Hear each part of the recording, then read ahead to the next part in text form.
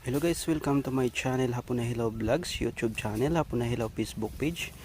Ayan, for today's video mga idol, namatay yung isang aso natin mga idol, yung kamag-anak ni Hachiko. Dahil nalason to mga idol, nilason ng mga taong walang puso mga idol, yung walang awa na pumatay ng aso. So ililibing natin to mga idol. Bakit kaya ganyan mga idol, no? Yung mga ibang tao pinapatay nila yung aso na parang piste lang para sa kanila. So tara na mga idol, ilibing na natin to. Yan guys yung butas, dito natin ilibing yung aso natin guys. Ilibing natin dito. Ayan, nilagay na po natin sa butas. Pinakita natin ng lupa mga idol para hindi mangamoy. Napakasayang at nangihinayang mga idol dahil